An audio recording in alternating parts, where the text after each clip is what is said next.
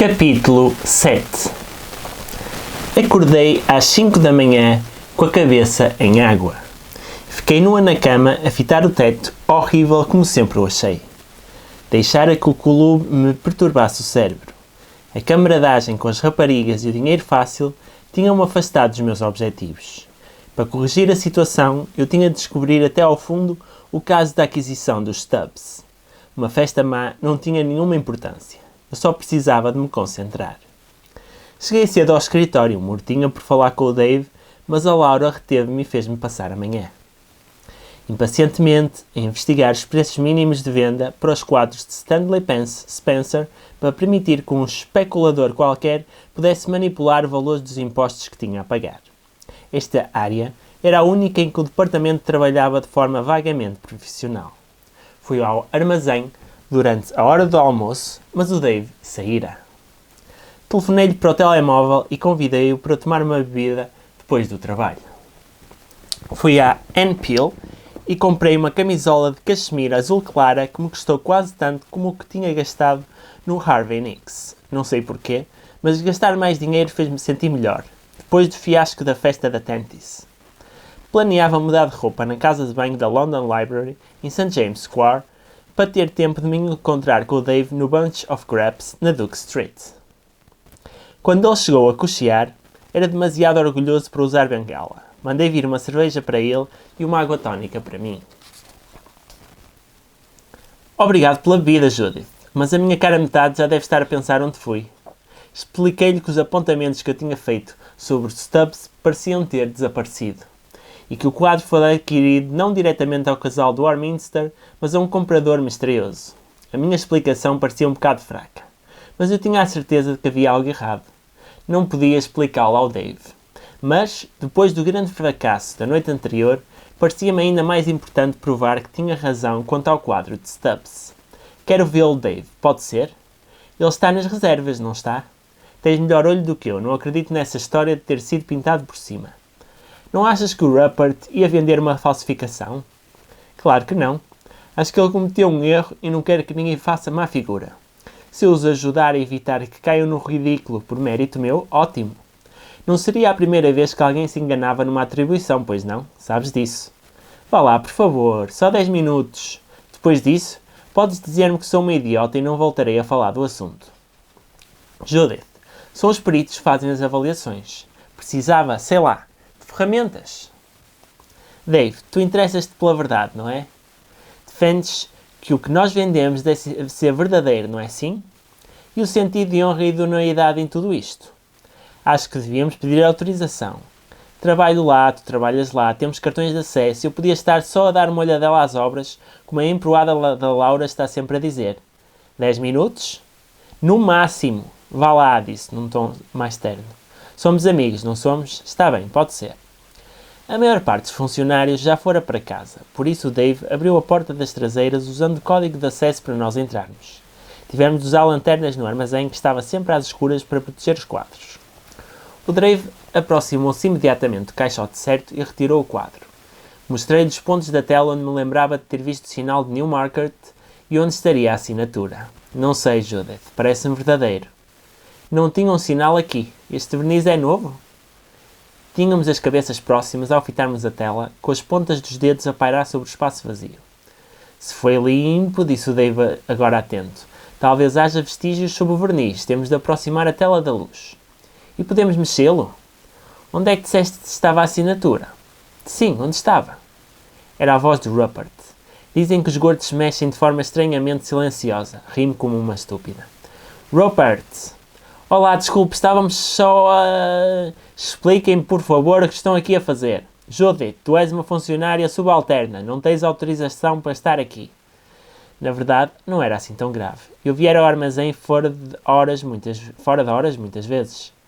Normalmente, quando Rupert me pedia. Olhou então para o Dave, falando num tom mais suave. O que estão a fazer, hein? Não são horas de ir para casa, Dave? O Dave ficou petrificado de vergonha e disse, boa noite. Não gostei nada de o ouvir tratar o Rupert por senhor. O Rupert manteve o ar afável e calmo até o Dave descer as escadas a cochear depois. Olhou-me fixamente durante longos segundos. Sob a luz azulada, Ele parecia um El Greco algo inchado. Eu sabia que ele não iria fazer uma cena. O poder é muito mais eficiente quando é exercido com serenidade. Judith, há já algum tempo que queria falar contigo. Não me parece que este seja o lugar certo para ti, não concordas? Queria dar-te uma oportunidade, mas recebi várias queixas no departamento acerca da tua atitude. Os comentários que fizeste na reunião acerca do quadro de Stubbs foram inapropriados e francamente impertinentes. Pensei só que, quer dizer, estava só a tentar, não tinha a certeza. Balbuciei como uma colegial culpada, furiosa comigo mesma, mas sentindo-me incapaz de parar. Acho que seria melhor se fosses buscar as tuas coisas ao escritório e te fosses embora, não concordas? Perguntou ele calmamente. Está a despedir-me? Se eu quiser pôr nesses termos, sim, estou. Fiquei desorientada. Em vez de reclamar, em vez de me defender, comecei a chorar. Absurdo.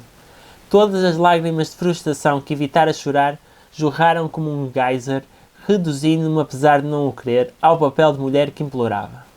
Mesmo ao sentir as lágrimas quentes e exasperadas a pressionarem-me os olhos, eu sabia que o Rupert escondia algo. Até a porcaria de convite para a festa fora uma tentativa de me calar. Não, isto não deveria acontecer, pois não? Eu estava a tentar tomar a atitude certa, fazer a coisa correta. Rupert, por favor, não estava a fazer nada de mal. Posso explicar? As tuas explicações não me interessam. Ignorou-me quando voltámos para o departamento. Caminhei ao lado dele, atravessando os corredores estreitos, sentindo-me como uma prisioneira. Ficou por perto, com os braços cruzados, enquanto eu retirava as minhas costas da secretária, enfiando-as na mala, onde lá no fundo eu tinha o vestido e os sapatos de salto alto. Não aguentei olhar para eles. Estás pronta? Assenti com um aceno mudo. Preciso que deixes o cartão. Não me parece que seja necessário pedir ao segurança que te acompanhe à saída. Devolvi-lhe o cartão em silêncio. Vá lá, Judith.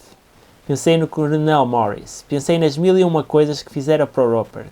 Ir buscar os fatos ao alfaiate, levar as camisas à lavandaria, atender o telefone quando fazia gazeta, beba depois do almoço, as horas extraordinárias que passara na biblioteca e no arquivo, a tentar provar que era melhor, que era esperta, que podia correr mais depressa, que podia trabalhar mais e melhor. Fora humilde e diligente. Nunca me permitira exprimir que me sentia insultada ou excluída. Nunca permitira que nenhum deles, a Laura, o Oliver, o Rupert, dissem que eu reparara sequer na diferença entre nós. O meu curso de Oxbridge era muito melhor do que o deles. Acreditara piamente que com o tempo e esforço eu viria a ser bem-sucedida. Poderia ascender ao nível deles. Nunca fingira a mim mesma que o Rupert me respeitara ou me valorizara. Mas acreditara que fora útil e que tivera valor. Patética. Presumo que vá dar o meu emprego à Angélica. Perguntei odiando de forma como a minha voz soara, chorosa, amarga. Não te preocupes com isso. Sai, por favor. Fitei-o nos olhos, sabendo que o meu rosto estava sujo com lágrimas. Pensei em como me sentiria ao acordar em minha casa, sem ter de me levantar para ir para Prince Street. O átrio fresco, o grão reconfortante de corrimão sob a palma da mão, tinha desperdiçado aquela oportunidade. Talvez não fosse um grande emprego, mas conseguira aceder ao mundo a que pertencia, e a cada dia que passava, julgava estar a subir um pouco mais. Pensei que teria de enviar o currículo e em como seriam as poucas oportunidades que teria. Lixar a tudo. Perder o controle. Permitir-me ambicionar demasiado, ser demasiado ansiosa, irrefletida, estúpida. Permitir-me parar de ficar zangada ao acreditar que a boa vontade era tudo o que precisava para conseguir subir mais uns degraus. A fúria sempre fora a minha amiga, eu esquecera. A fúria mantivera-me as costas direitas, a fúria apoiara-me em todas as brigas e insultos. A fúria fizeram-me vir de uma escola reles para a universidade. Fora a minha força e a minha consolação. Por instantes, senti o seu calor mudo no fundo do meu corpo e de repente tive uma visão fugaz do rosto ensanguentado do Rupert tombado em cima do seu computador. Vem, chama-me a fúria só esta vez. Vem. A minha mala reles tinha cantos de latão. Imaginei atingi-lo com ela na têmpora, mas não precisaria de o fazer. Sentia uma dor nos tendões dos braços, nos dentes. Queria rasgar-lhe a garganta como uma cadela. Ele fitou-me e por um instante vi medo nos seus olhos. Eu não precisava de mais. Sabes, Rupert, disse-lhe descontraídamente, és uma besta gorda, mimada, sem talento e um paneleiro. Sai! Não sabia qual de nós eu desprezava mais. Para compensar, levei a fúria para os copos. É boa companheira, a Fúria, e bebeu o mesmo que eu. Quando James chegou ao clube, eu estava a meio de uma segunda garrafa de Bollinger com outro cliente e desta vez engoli a bebida. Não me dei ao trabalho de me despedir, deixando o cliente com um ar surpreendido e sentei-me pesadamente ao lado de James, enquanto o Carlo fez o que sempre fazia com o cristal. Se não te importares, acho que esta noite vou beber disto. Tiveste um dia difícil? Acenei afirmativamente. Não seria uma bebedeira feliz. Senti-me fria e cruel e temerária. Levantei a taça enorme num brinde a seco. Claro que o achava obsceno, mas bebíamos no salão das últimas oportunidades, a Fúria e eu. James, deixa-me ser direta. Quanto estás disposto a pagar-me para me foderes? Ficou espantado e depois enojado. Não preciso pagar por sexo. Porquê? É menos importante para ti que dinheiro? O que se passa, Lauren? Se isto fosse um filme, teria sido o momento de fazer um flashback, um rodopio de recordações. A corajosa Judith a receber o diploma de licenciatura, a Judith a chegar tarde da casa do trabalho, sentada diante dos catálogos, uma lágrima a deslizar tristemente pelo rosto da Judith, quando Rupert a despedia, a noção assustadora de que estava numa cave sombria, e aqui neste clube quando se apercebera de que este cliente gordo e velho era a sua última oportunidade. Essa Judith ter-se-ia levantado e saído daqui, dirigindo-se para o seu futuro fabuloso, pois não precisava de comprometer a sua integridade em troco de nada. Bem, mas eu estava farta da merda dos recomeços. Era a minha última hipótese. Se nascera para fazer isto, falo-ia em condições. Eu e a Fúria tínhamos coisas para fazer. Deixei as lágrimas, que passaram as últimas horas a conter, brilharem cintilantemente nas pestanas, qual efeito do jacinto molhado, tremendo e mordendo depois o lábio inferior. Levantei o rosto e olhei para ele. Desculpa, James. Fui grosseiro. É este sítio. Eu odeio que me vejas assim. Estava a testar-te, sabes? És tão maravilhoso e eu... Até o seu ego gigantesco cederia ao ouvir a palavra amor. Por isso, choraminguei um bocadinho. Só um bocadinho, meu Deus. Ele passou-me um lenço que era enorme e branco e cheirava bem a lavado. Lembrei-me da minha mãe, num dos seus bons dias, a dar-me banho e a embrulhar-me numa toalha branca e limpa que tinha aquele cheiro. E isso fez-me chorar a sério.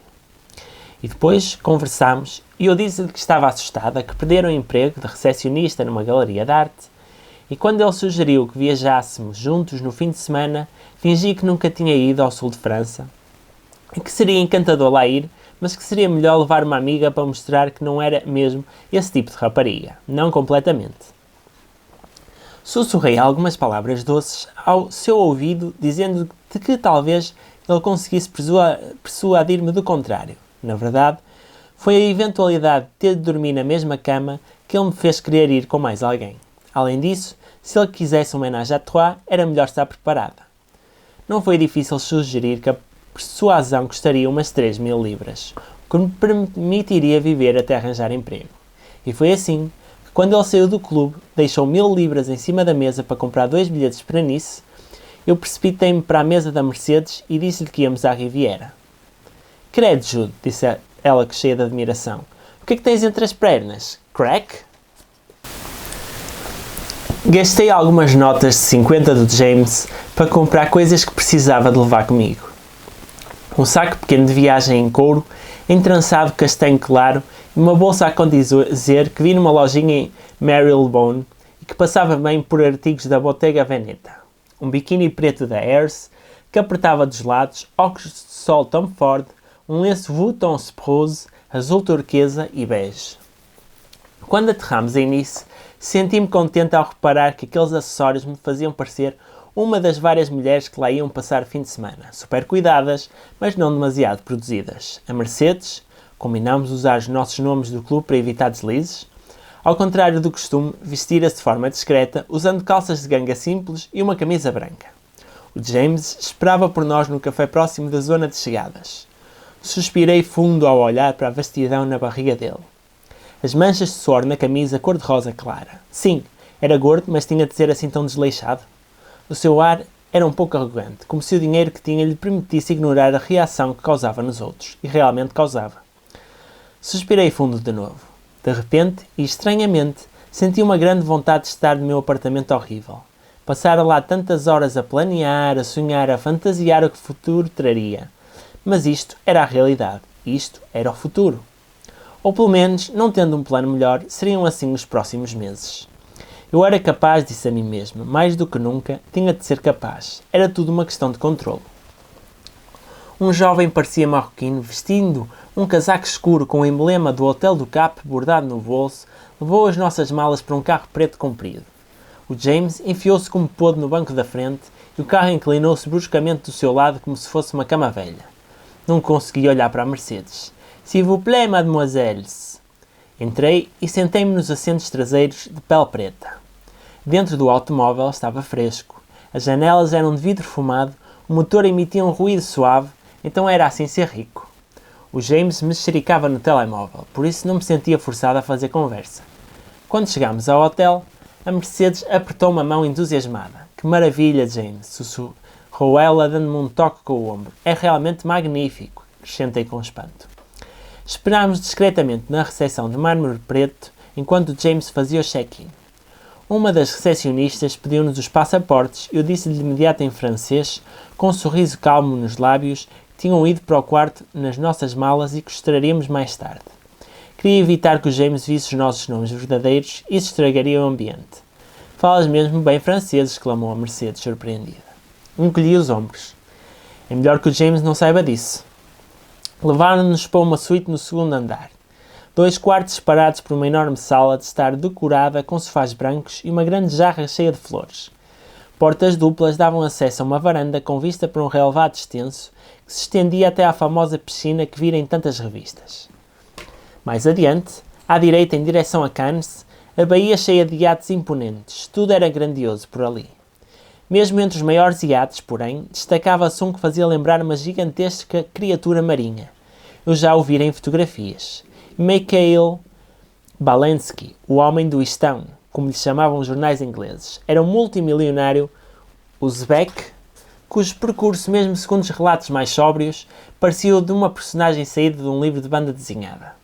Tendo começado a investir em campos de petróleo, depressa diversificaram os investimentos no comércio de armas, mas ao considerar que não havia guerras suficientes para ter lucros avultados e para alcançar os seus objetivos, resolvera provocar alguns conflitos armados por conta própria.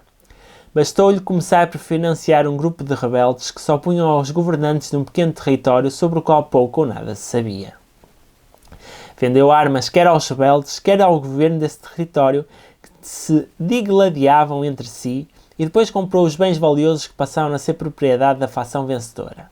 Muito eficiente. Isso acontecera há 2 décadas. Hoje em dia, o Balensky participava em cerimónias presididas por chefes de Estado, aparecia de vez em quando no Met Ball, na festa de verão da Serpentine, ou era fotografado a oferecer cheques chorudos a instituições de beneficência, com qualquer filantropo sem escrúpulos tornara a causa do jour.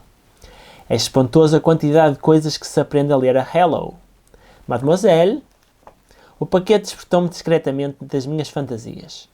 Eu tinha uma nota de 10 euros dobrada na mão. Dei-lhe como gorjeta e pedi-lhe que pousasse as nossas malas no quarto à esquerda e as do Monsieur no que ficava à direita. Fosse o que fosse que o James quisesse, eu não tencionava dormir na mesma cama que ele. Para prevenir o caso de ele estar com ideias, fui para a varanda a apreciar a vista, de costas voltadas para ele. Senti-o aproximar-se e a sua mão tocou na minha. Estás feliz, querida? Querida, meu Deus. É lindo, respondi num tom maravilhado. E comprei-te isto, acrescentou passando-me um saco de plástico amarrotado, com que certamente lhe parecia um sorriso sedutor. Algo mais confortável para usares mais tarde. Pensei nos horrores que o saco continha, mas consegui pôr-me em bicos de pés e dar-lhe um beijo rápido na bochecha suada. Obrigada, querido. És muito generoso.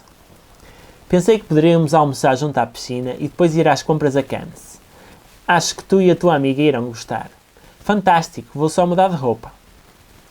A Mercedes passeava-se pela casa de banho encantada, olhando para os produtos de higiene da Bulgari. Credo, esta casa de banho é maior que toda a minha casa. Onde é que está o minibar? Sussurrei. Preciso de uma bebida. O James apareceu para almoçar no Eden Rock, o restaurante do hotel junto à piscina que ficava no flanco da falésia. Vestia uns calções de banho enormes da Vilebrequin, debaixo do roupão branco que pendia de ambos os lados da sua barriga esbranquiçada. Por detrás dos meus óculos de sol vi 2 crianças louras na água, a apontar com o dedo e a rir subrepeticiamente até que as amas as mandaram calar-se. Pedimos salada de lagosta e água Perrier para os três. Com a ponta da faca, o James retirou a manteiga da taça com gelo, onde fora servida, e espalhou-a no pão, enfiando depois tudo na boca. Uma fila de migalhas descia-lhe das dobras do queixo, apejulhando-se no pelo grisalho do peito. Era como ver uma versão animada de um quadro de Lucian Freud, mas isso não ajudava em nada a olhar para ele. Enquanto a Mercedes empurrava a salada com o garfo e fazia jogos no seu telemóvel, pensei que teria de lhe dizer que não segurasse a faca como se segura numa caneta. Pedi ao James, com um ar sedutor, que me contasse mais uma vez aquelas histórias sobre a época em que, segundo ele, era um playboy na Riviera. Fingia ficar fascinada com as suas histórias exageradas. Ter dançado com a Elizabeth Taylor nos Jimmy's e passado as noites em festas com a Dionne Warwick no Golf Joan. Percebi que ele não estava a tentar convencer-me que era um excelente partido. Acreditava piamente que era. Depois, um motorista levou-me até a Croisette. Na praia, uns metros abaixo do Hotel Carlton, um grupo de mulheres que usavam burca chapinava alegremente na água. O céu escurecera, estava muito úmido e o James parecia estar de mau humor. Insistindo de forma desagradável com o motorista que ele sabia o melhor sítio para estacionar e depois criticando-o num francês macarrónico porque teve de contornar o mesmo quarteirão 3 vezes. Não me pareceu que a paciência do James aguentasse uma longa tarde de compras, por isso sugeri que parássemos diante da Chanel e que o carro esperasse por nós. Fui a primeira a dirigir-me à loja, perguntando à balconista se poderia trazer uma cadeira enquanto eu e a Mercedes dávamos uma vista de olhos nas malas. A princípio, ela ficou ligeiramente desagradada com o meu pedido, mas depois viu James a entrar e mudou de expressão. Tout de suite, madame. Eu sabia o que queria. A mala a tiracolo clássica, de pele acolchoada com pegas e feixes dourados. A Mercedes via a coleção de casacos de tweed. Eram lindos. Adoraria ter experimentado um para sentir o forro de seda nos meus braços nus, o roçar da fina corrente dourada cozida na bainha, mas o James começava a ficar farto. Que mala queres, Mercedes? É grande. A vendedora pareceu demorar uma eternidade para embalar as malas em sacos de pano com o C da Chanel estampado e depois em sacos de papel com pegas de fita. Eu tinha percebido que a falta de paciência do James se devia ao facto de não conseguir admitir a si mesmo que estava constantemente exausto e desconfortável. Não por culpa do mundo, mas por sua própria culpa, pois era gordo que nem uma baleia e não podia ir a lado nenhum. Ainda assim, entregou sem problemas o cartão de crédito, enquanto a Mercedes e eu fingimos estar interessadas nos lenços de seda, mantendo discretamente o olhar afastado da caixa. Boa! Mas quando o James recusou o meu convite, admito que cruel, de passear pelas ruas calcetadas da parte velha da cidade, preferindo voltar ao hotel para dormir a sesta, eu sabia que teria de pagar pela mala. Quando voltámos à suíte, enfiei a Mercedes no nosso quarto. Por que não tomamos um duche relaxante, querido? Perguntei por cima do ombro. Pelo menos não ficaria coberta pela porcaria do suor dele. Odeio-te, disse a Mercedes, que se preparava para ir até à piscina. Não te preocupes, ele só vai querer umas carícias. E olha, só para isto. Disse mostrando-me 2 frascos de comprimidos que tinha na mala cheia. Que comprimidos são esses? Nada de mais. Xanax, Valium. Dá cá. Não são para ti, são para ele. Não entendo. Pomo-lhes na bebida, não quero passar a noite com o badocha. Estamos no sul de França, Jude. Lauren, está bem, ouve, sussurrou ela. Apesar de ouvir a água a correr na casa de banho do outro quarto, jantámos com ele, esmagámos alguns comprimidos e pomos-lhes no brandy. Ele não bebe, então pomos os comprimidos na água com gás. Passada meia hora está de rastos. Podemos ir para a noite e de manhã ele estará fresco, nunca vai saber o que aconteceu. Ele é muito gordo, Mercedes, não é perigoso? Não sejas doida, não são fortes, estou sempre a tomá-los. Vou prepará-los na casa de banho da piscina, ou apetece outra sessão com o pançudo logo à noite. Não sejas mal agradecida, estás a ter umas férias à borla. Eu sei, mas porquê é que não podemos divertir-nos? Podemos ir onde estão os iates grandes, vá lá, era divertido. Talvez devido ao ar tranquilizador da Riviera, sentia muito mais alegre, que se lixe. Mesmo que James descobrisse, o pior que poderia acontecer era ficar furioso e mandar-nos para casa com uma mala de 2.000 libras cada uma, o que não era nada mau para um dia passado com ele. Iria aparecer outra oportunidade, certamente. Está bem, respondi, mas tem cuidado. Lê os folhetos, põe lá essas roupas, tirem as cuecas, meninas. Quando a Mercedes saiu, viu o presente que o James metera no saco. Um par de cuecas de PVC sem fundilho, uma blusa de rede com alças que apertava como um corpete, aberta nos mamilos e um par de meias altas debruadas a PVC. Coisas reais do género das que são vendidas nas sex shops do Soho. Vesti tudo aquilo e lavei a rata, espalhando depois umas gotas de óleo de monó na linha dos pelos públicos e entre as nádegas. Calcei umas sandálias pretas de salto alto e dei um jeito ao cabelo, observando-me ao espelho com a opulenta casa de banho de mármore como pano de fundo.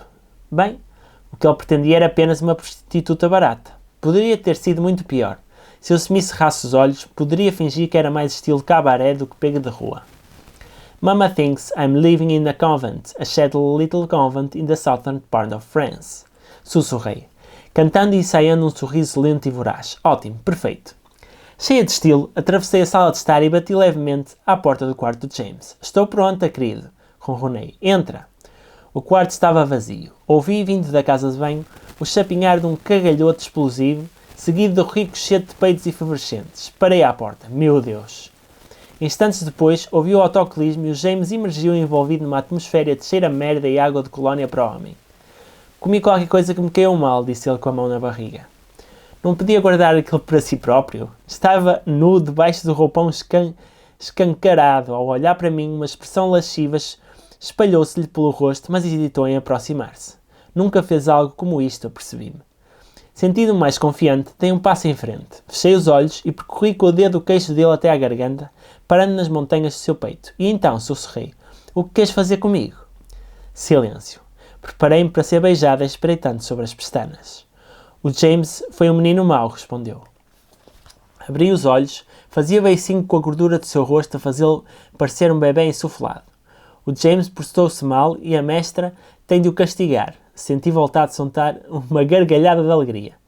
Então deita-te na cama imediatamente. Sustive a respiração e entrei na casa de banho para tirar o cinto do outro roupão que havia. O James estava estendido na cama, o seu peso a afundar o colchão hipertecnológico. Ao levantar-lhe os braços por acima da cabeça e depois de lhe amarrar os pulsos, olhei rapidamente para baixo sobre a barriga inchada. Teria de levantar uma pilha de gordura para lhe chegar ao pénis. Credo! Não tinha muito com que improvisar, por isso desempenhei o meu papel puxando-lhe o cinto das presilhas das calças que estavam penduradas numa cadeira. Segurando-o pela fivela, enrolei-o na mão 3 vezes e engoli em seco, aproximando-me da cama. Mais de 130 quilos. Dinheiro suficiente para viver 3 meses. Para ser sincera, nunca tivera algo tão hediondo tão perto de mim. Mas pensei, à noite todos os gatos são partes. Vira-te. Virou-se, deitando-se de lado, e não se poderia ter virado mais a menos que fizessem um buraco na cama. O traseiro dele parecia um par de galinhas de aviário baratas. Tive de me concentrar para não me rir ou vomitar. Rocei com o chicote improvisado numa nádega inchada. O James merece umas palmadas. Vi-o olhar para as meninas na piscina. Fiquei com muitos ciúmes, menino mau. Disse dando-lhe com o cinto levemente para descobrir com quanta força ele queria que eu lhe batesse. Sim, mestra, fui muito mau. E mereces ser castigado, não mereces? Sim. Bati-lhe ainda com mais força. Sim o quê? Sim, mestra. Bati-lhe com mais força, deixando-lhe uma marca vermelha na pele. Suspirou. E eu também.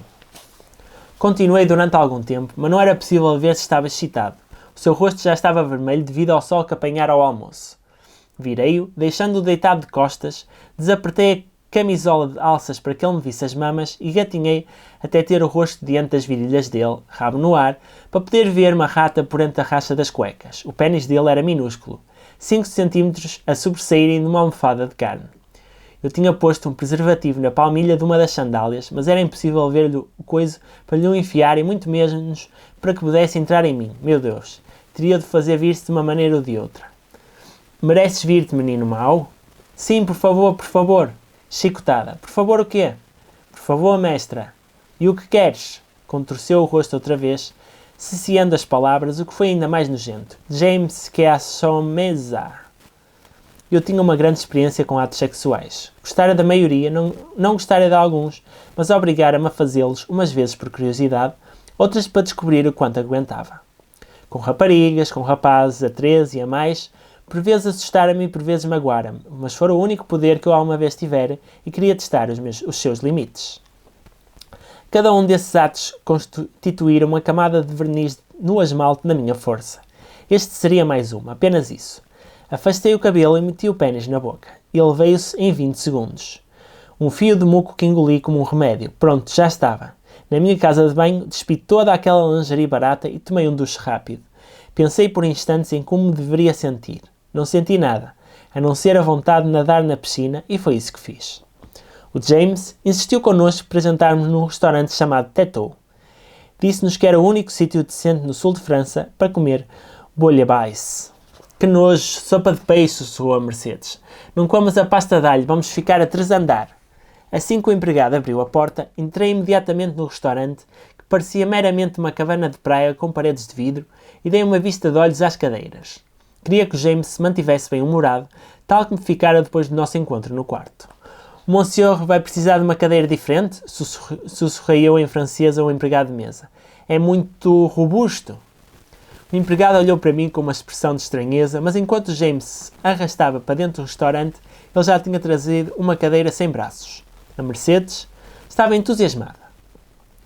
Levaram-nos bastante tempo a arranjar-nos, ela usando um vestido liso e apertado, imitação de leger, e eu uma túnica de seda amarelo-limão que dava apenas até uns centímetros abaixo das cuecas, com sapatos compensados da Zanotti, de camurça bege. Reparei no gratificante segundo de silêncio e imobilidade dos clientes à nossa volta quando nos sentámos. Eu não tinha quaisquer dúvidas de que eles não ficaram a pensar que o James estava ali com as sobrinhas para comemorar o final do curso. Com um sorriso travesso, o James sugeriu que bebêssemos champanhe e logo apareceu uma garrafa de Krug na mesa. Vá lá, James, insistiu a Mercedes. É só desta vez, bebe um copito. O queixo duplo de James estremeceu quando sorriu, erguendo o copo. Por que não? Só desta vez. O bouillabaisse foi servido em 2 pratos. Primeiro, o caldo intenso de marisco com croutons e rouille. Depois, o peixe de uma terrina branca. O molho de açafrão parecia delicioso, mas a Mercedes tinha razão sobre o alho. Foi um jantar agradável. Eu disse à Mercedes que guardasse a porcaria do telefone, e então ela prestou atenção a uma terceira sessão de história da juventude do James, rindo-se nas alturas certas e certificando-se discretamente de que o corpo do James tinha sempre um fumo de champanhe. Quando os pratos foram levantados e trouxeram a lista das sobremesas, o James pediu licença. Estou com diarreia, admitiu. Senti o estômago a contrair-se de horror. Qual era o problema daquele tipo? Desviámos ambas o olhar quando se arrastou pelas mesas e perguntou alto onde ficava la toilette. Rápido, disse a Mercedes. Afasta o guardanapo, tenho os comprimidos aqui. Tinha na mão um embrulho pequeno que fizera dobrando uma folha de papel de carta do Hotel do Cap.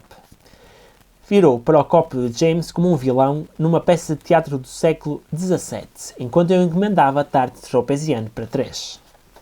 O James recusou a minha sugestão de darmos um passeio romântico pela praia. Eu sabia que ele recusaria, e o motorista que estávamos à nossa espera levou-nos para o hotel. Poderíamos tomar um copo do terraço, propus, para apreciar a vista maravilhosa. A viagem foi curta, mas o James encostou a cabeça ao meu ombro como uma couve gigantesca 5 minutos depois de arrancarmos. Adormeceu e ressonou sonoramente.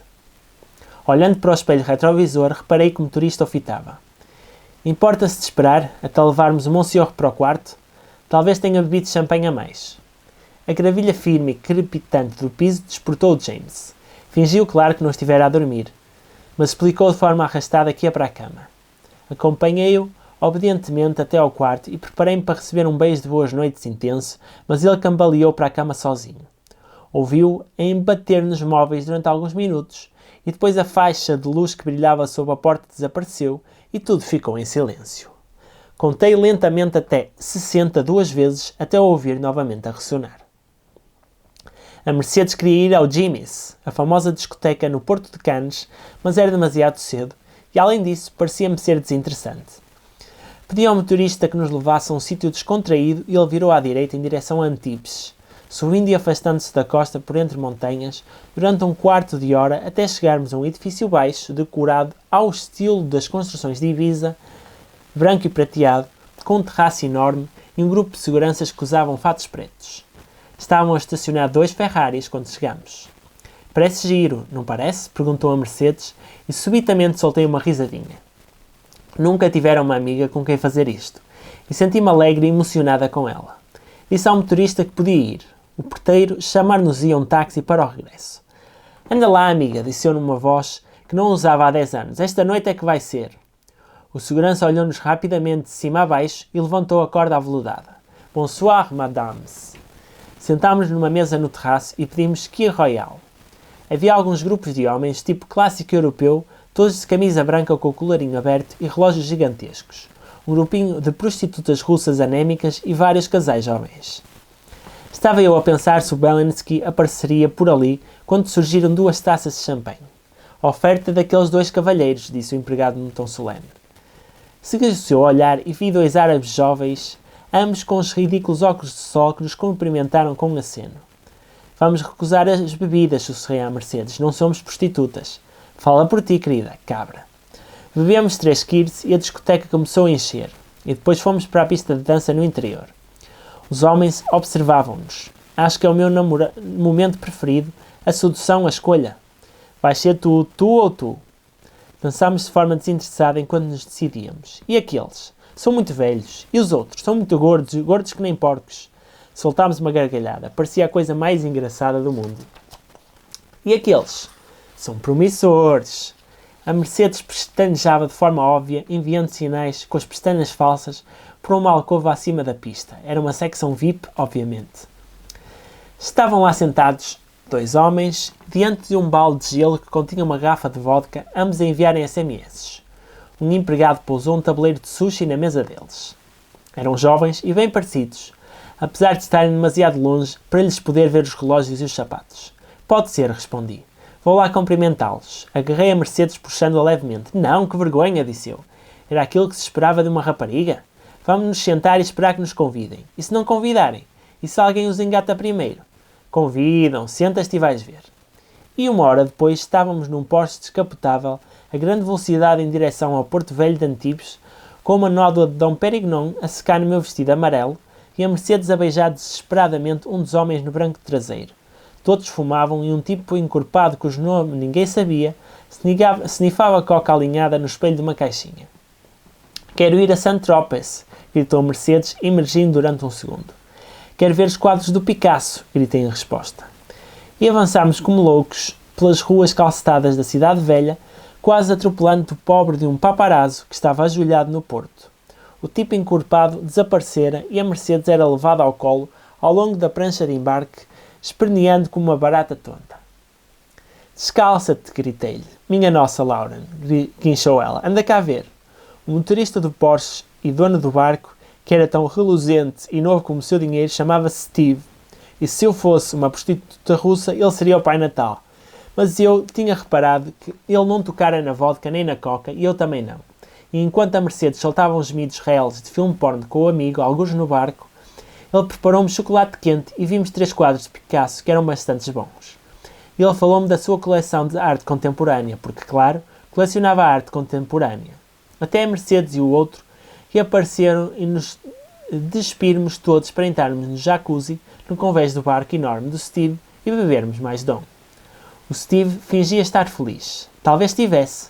Talvez estar feliz fosse por uma vez não estar a tentar engatar alguém. Voltámos ao hotel do Cap, a cambalear por volta das 3, com os sapatos na mão e gemendo ao pisarmos a gravilha, passando pelo porteiro de ar impassível do turno da noite. Quando abrimos a porta da suíte com todo cuidado, pareceu-nos que seria melhor gatinharmos até ao quarto, mas a Mercedes tropeçou e embateu na mesa de cabeceira com o ombro, fazendo cair a jarra barroca cheia de flores com um enorme ruído capaz de ser ouvido em Saint-Tropez. Ficámos imóveis, mas o único som que nos chegou foi o da nossa respiração ofegante. Durante alguns segundos, senti como se tivesse engolido um balão, mas o James não se mexeu no quarto fechado. Não o ouvimos sequer a ressonar. Já finalmente na cama, tivemos um ataque de riso. Não me lembro de alguma vez ter adormecido a rir.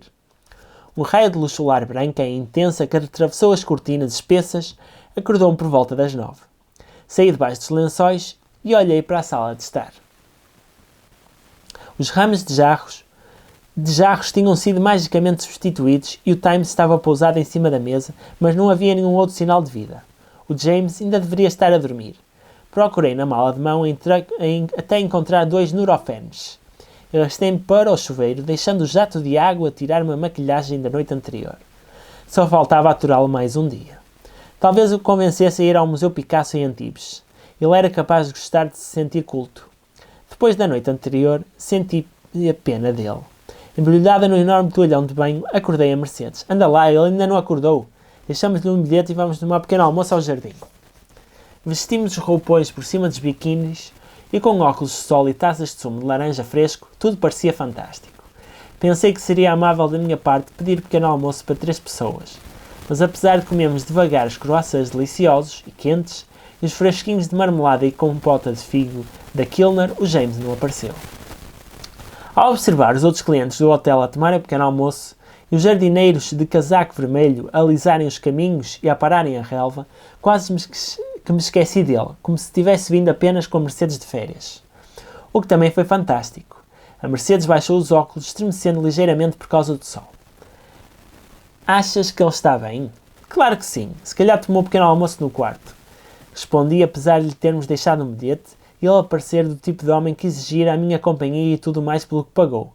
Vou lá acima ver, ofereceu-se a Mercedes. Quando voltou, trouxe 2 toalhas com o monograma do hotel. Bati-lhe à porta, mas ele não respondeu. Vamos nadar.